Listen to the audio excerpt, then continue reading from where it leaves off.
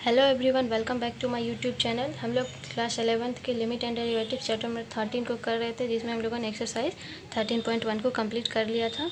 तो आज हम लोग बात करते हैं 13.2 में। तो इसमें हम लोगों को क्या पढ़ना है, डेरिवेटिव। ये हमारे लिए काफ़ी इंपॉर्टेंट है, क्योंकि ये हमारा एक बेस बनाता है। क्लास 12th में भी वो हमें काफ़ी हेल्प करेगी और आगे भी हमें हेल्प करेगी, क्योंकि ये जो है डेरिवेटिव्स को सीखे बिना हम लोग डिफरेंशिएशन को फाइंड नहीं कर सकते हैं। और डिफरेंशिएशन इंटीग्रेशन को मिलाकर हमारे 12th के एग्ज़ाम में 50 मार्क्स से क्वेश्चन पूछे जाते हैं। तो इसके कुछ बेसिक्स को हम लोग पहले समझ लेते हैं, क्योंकि बेसिक्स के बिना हम चीज़ों को आगे नहीं समझ सकते हैं। तो इसको एक फिगर के थ्रू हम लोग बस समझेंगे। ये हमारा है टी टाइम, और एक्स जो है डिस्टेंस को शो कर रहा है। तो t1 टाइम में कोई पार्टिकल x1 जो है यहाँ पर है हमारा, और वही ये जो है पार्टिकल हमारा x2 पर पहुँचने पर t2 टाइम में वो x2 पर पहुँच जाता है। तो कोई भी चीज़ जो टाइम के अकॉर्डिंग चेंज हो रही है, ये चेंजेस जो है उसको हम फाइंड करने के लिए हम उसको कहते हैं कि इसको डिफरेंशिएशन कहते हैं। तो इस डिफरेंशिएशन को हम इस फॉर्मूला के थ्रू लिख सकते हैं। x1 पार्टिकल x2 तक और t2 माइनस t1, इसको हम लोग डेल्टा एक्स भी कह सकते हैं, और ये डेल्टा टी। और जब ये एकदम शॉर्ट डिस्टेंस हो, काफ़ी शॉर्ट नैरो डिस्टेंस कह सकते हैं, तो इसको हम dx अपॉन dt से डिनोट करते हैं। ये हो गया हमारा डिफरेंशिएशन। अब हम लोग, चूँकि हम लोग को डेरिवेटिव पढ़ना है, तो अब बात करते हैं डेरिवेटिव की।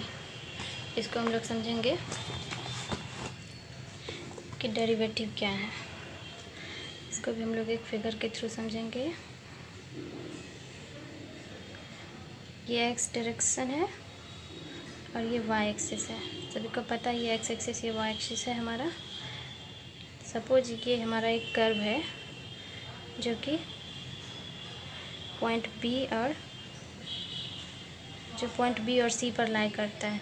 हमारा एक्स कोई वैल्यू ए है, जिसके लिए हमारा फंक्शन वाई एक्स है। तो इस हमें फाइंड करना है कि x इक्वल टू ए पर ये हमारा पॉइंट डिफरेंशिएबल है या नहीं। तो ये कर्व x इक्वल टू ए पर हमें बताना है कि डेरिवेटिव होगा या नहीं।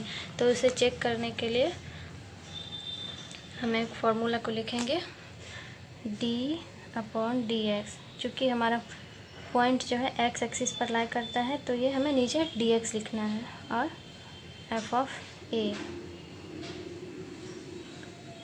इसको लिखेंगे limit h tending to 0 f of a plus h minus F A upon h। इस फॉर्मूले को फर्स्ट प्रिंसिपल भी कहते हैं। कई बार क्वेश्चन में दिया जाता है कि फर्स्ट प्रिंसिपल से आप फाइंड करिए कि डेरिवेटिव्स है या नहीं, तभी हमें इसी फॉर्मूले से फाइंड करना है। तो इसको हम लोग एफ डैश एक्स से भी डिनोट कर सकते हैं। इतना दूर समझ में आ गया। तो चलिए अब हम लोग इसके कुछ फॉर्मूलाज को लिखेंगे, जो हमें आगे क्वेश्चन सॉल्व करने में हेल्प करेगी।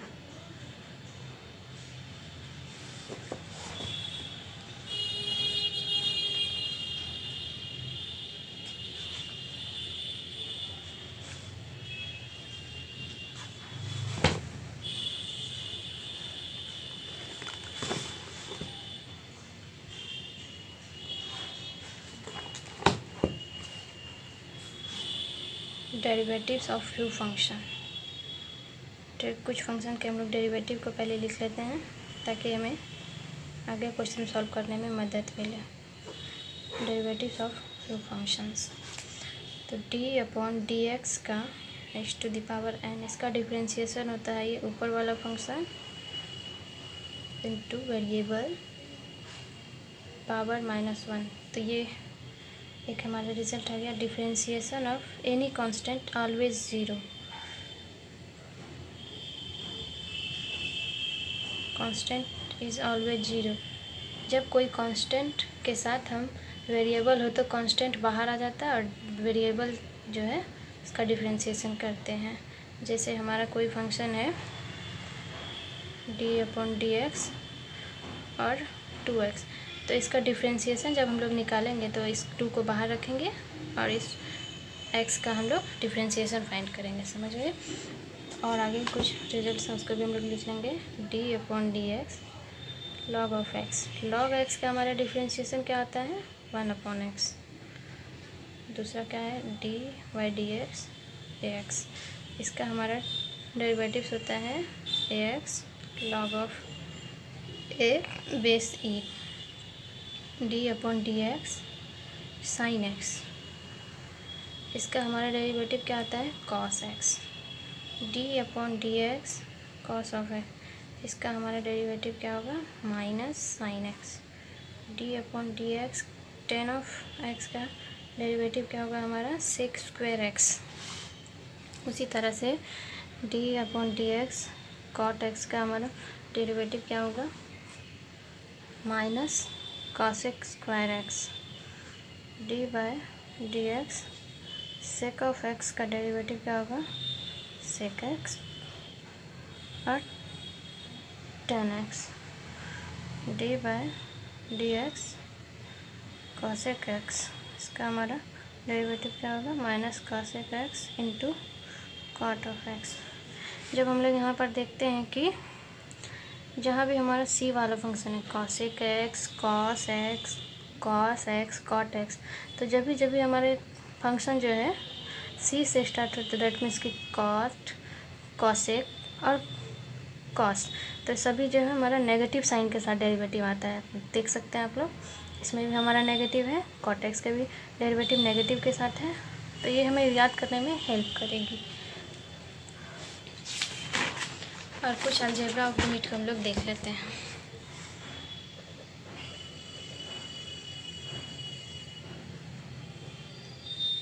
अलजेब्रा ऑफ डेरिवेटिव्स, इसको भी हम लोग लिख लेंगे d/dx f(x) प्लस gx।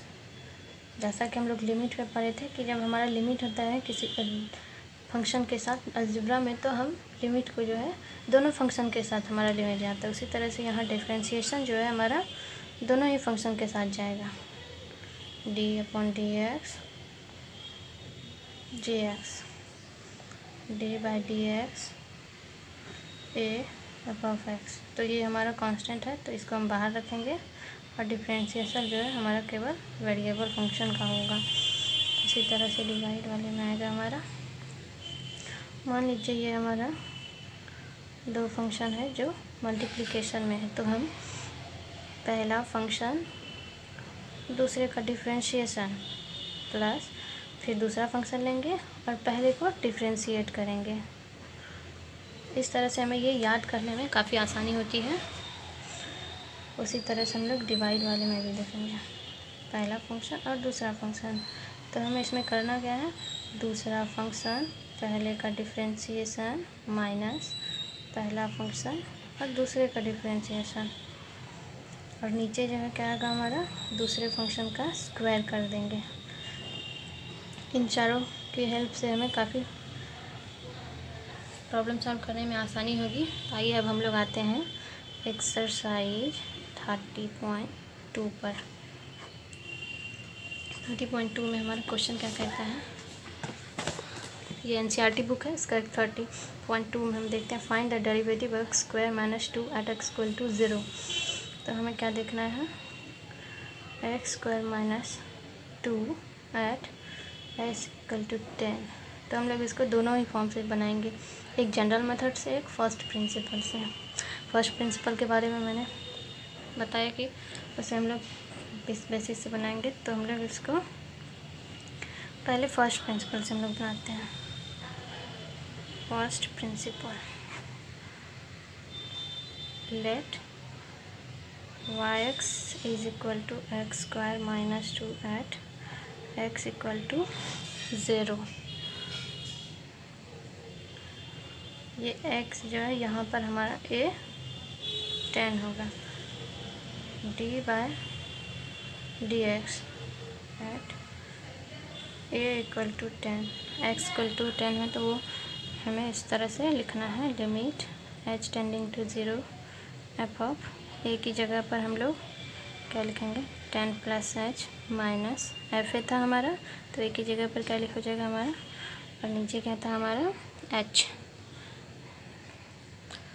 तो अब हम लोग सॉल्व करेंगे।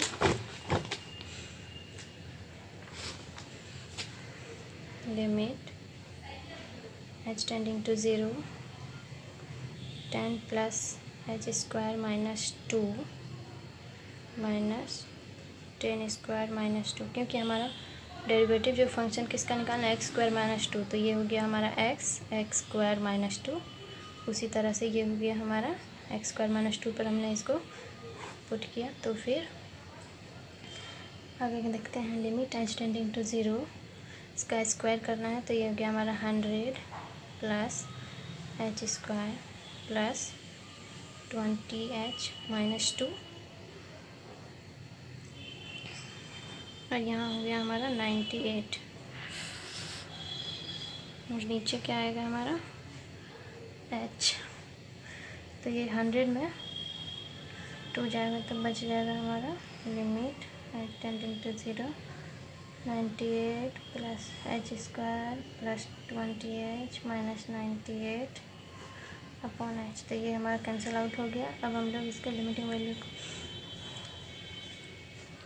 इसमें हम पहले h को बाहर निकाल लेंगे। h दोनों में ही है तो h कॉमन रखेंगे हम लोग। h plus 20 upon h limiting h tending to 0, तो ये h कैंसिल आउट हो गया हमारा। तब हम लोग यहाँ पर लिमिट के वैल्यू को रखेंगे, तो ये आ गया हमारा रिजल्ट, क्या आ गया, फर्स्ट प्रिंसिपल से आ गया 20। अब हम लोग जनरल मेथड से बनाएंगे।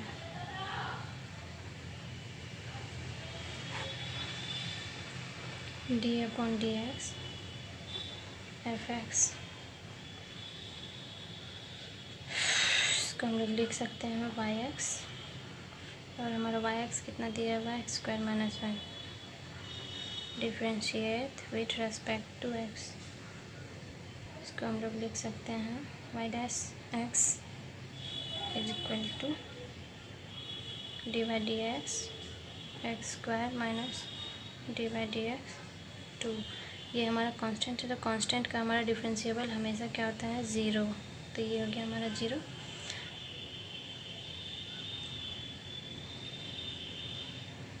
एट एक्स इक्वल टू 10, तो हम लोग यहाँ पर इसके लिमिटिंग इसके वैल्यू को रखेंगे 2 इंटू 10 इक्वल टू 20। ये आ गया हमारा रिजल्ट। ये आ गया हमारा फर्स्ट प्रिंसिपल से भी। जब हमें कहा जाए कि हमें फर्स्ट प्रिंसिपल से निकालना है, तब हमें इसी फॉर्मूले को अप्लाई करके निकालना है, क्योंकि इस तरह से बनाने पर वो हमें मार्क्स नहीं मिलेंगे। ठीक है, थैंक यू।